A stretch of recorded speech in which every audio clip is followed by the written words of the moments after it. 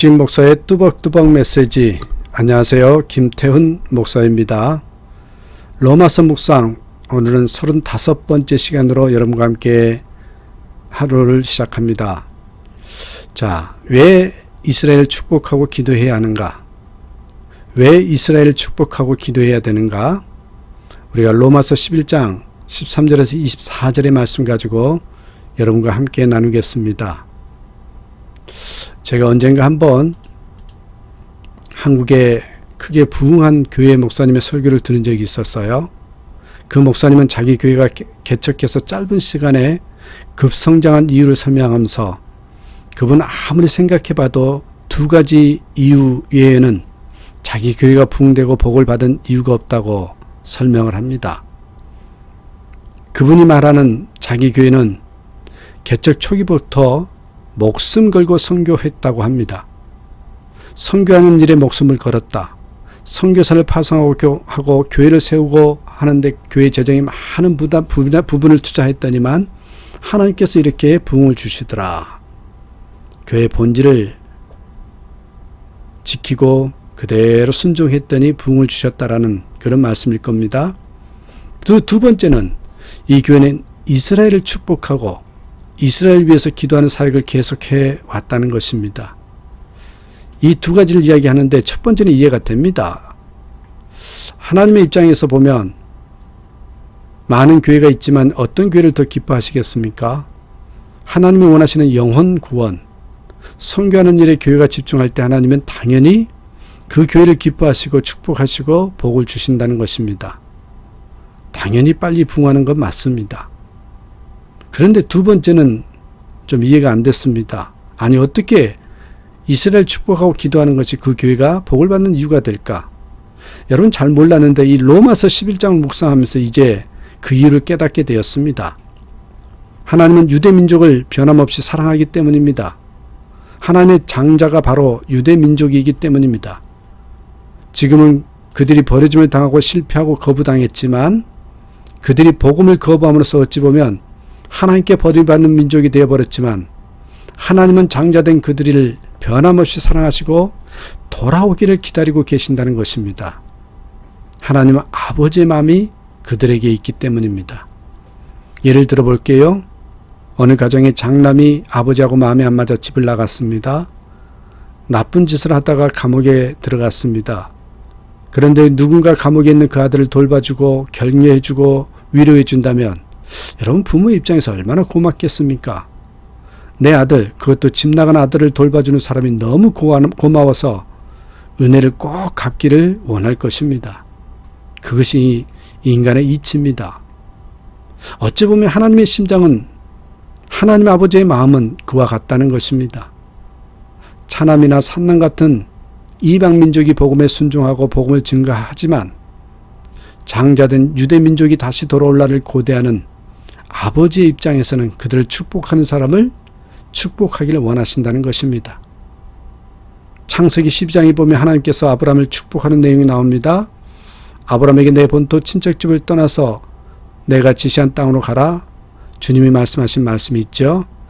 그때 누구든지 너를 축복하는 자에게는 내가 복을 내리고 누구든지 너를 저주하는 자에게는 나도 저주하리니 모든 민족이 너로 말미암아 복을 받을 것이다.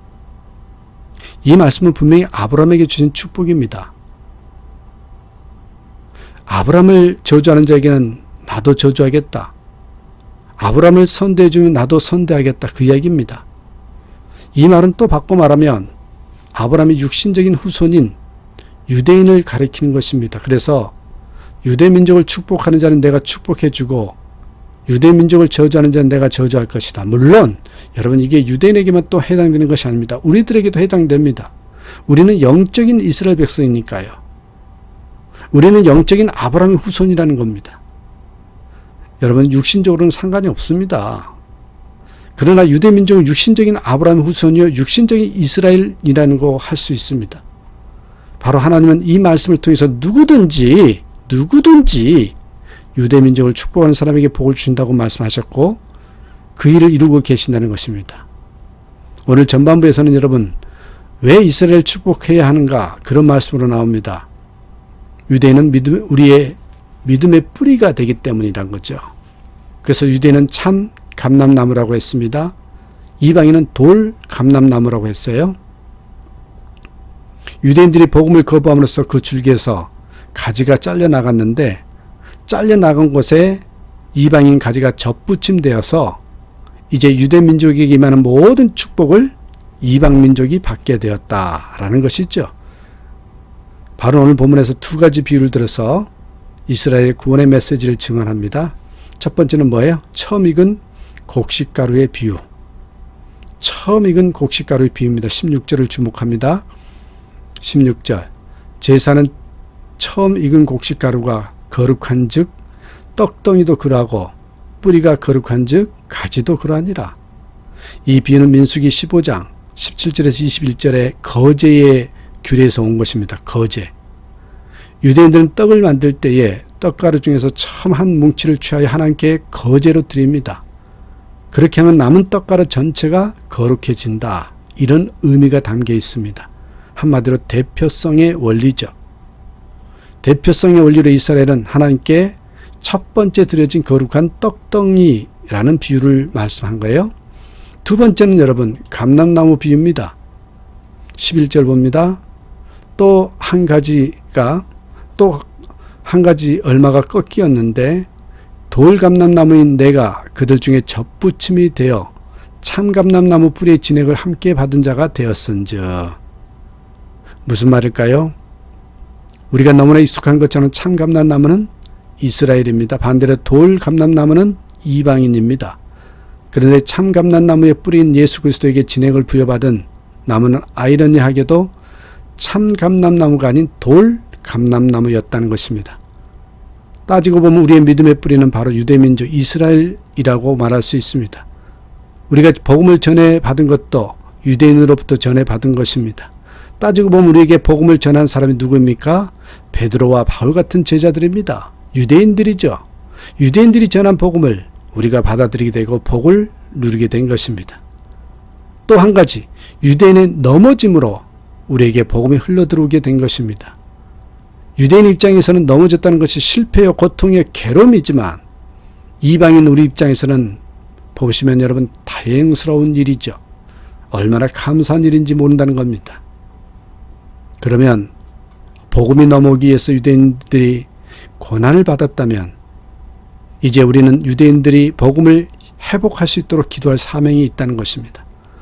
성경이 말씀하신 것이 바로 이방인이 구원받고 유대인이 구원받을 때 온 세계가 놀라운 축복을 경험한다고 성경은 말씀하시고 있습니다. 이방인들에게 주시는 경고의 말씀도 잊어서는 안 됩니다. 우리가 지난 본문에 보면 너희 자신을 자긍하지 말라, 자랑하지 말라, 높은 마음을 두지 말라는 것입니다. 유대인들을 업신여기지 말라는 것입니다. 왜? 너희가 구원받은 것은 너희가 잘나서 의로워서가 아니라 유대민족이 넘어짐으로써 복음이 너희에게 이르렀기 때문이라는 것이죠. 20절 말씀에 보면 그들은 믿지 아니함으로 꺾이고 믿음으로 섰느니라. 유대민족은 하나님을 믿지 아니함으로 잘려나갔습니다. 꺾였습니다. 그런데 이방인은 믿음으로 섰다. 다시 말하면 이방인 너희들도 언제든지 믿지 않으면 너희도 잘려나갈 수 있다 라는 의미입니다. 거기에 대한 하나님의 말씀은 하나님이 온 가지들도 아끼지 아니하였은즉 너도 아끼지 아니하리라. 온 가지가 누구입니까? 유대민족입니다. 하나님의 장자된 유대민족이라도 하나님을 거부하고 복음을 거부하면 잘려나갈 수 있다는 것입니다. 하물며 이방인인 너희들이야 말할 것도 없다는 것입니다. 그렇기 때문에 우리는 복음에 견고히 설 때에 우리는 복음의 축복을 유지할 수 있다는 것입니다. 하나님이 다시 말씀하십니다. 유대민족이 다시 믿음의 자리에만 서게 된다면 내가 그들을 다시 접붙이겠다는 것입니다. 잘려나간 가지에 다시 유대민족을 접붙여서 그들로 하여금 구원의 축복을 누리게 하겠다 하고 말씀하십니다. 23절의 말씀을 봅니다. 그들도 믿지 아니하는데 머무르지 아니하면 접붙임을 받으리니 이는 그들을 접붙이실 능력이 하나님께 있습니다. 지금은 그들이 믿지 아니함으로 잘림을 당했지만 그들이 다시 믿는 자리에 선다면 언제든지 그들을 내가 접붙여서 생명을 이어받게 할 것이라는 것입니다. 하나님께는 접붙이실 능력이 있으심을 여러분 믿으시기 바랍니다. 이런 의미에서 하나님의 구원은 참으로 신비스러운 것입니다. 신비라는 말을 비밀이라고 설명하고 있습니다. 사랑하는 여러분, 저와 여러분이 구원받은 것은 참으로 신비롭고요. 참으로 비밀스러운 것입니다. 그렇다면 이렇게 신비스러운 또 비밀스러운 존재인 우리가 구원받았다는 것에 대해서 한번 생각하면서, 그렇다면 우리가 구원받은 자로서, 남은 자로서 무엇을 해야 될 것인가 생각하면서 다시금 하나님의 사명을 감당하는 저와 여러분이 되시기를 주님의 이름으로 축원합니다. 오늘도 주님 안에서 기뻐하시면서 주님 때문에 행복합니다 고백하는 그런 하루의 입술, 하루의 삶이 되길 간절히 축복합니다. 감사합니다.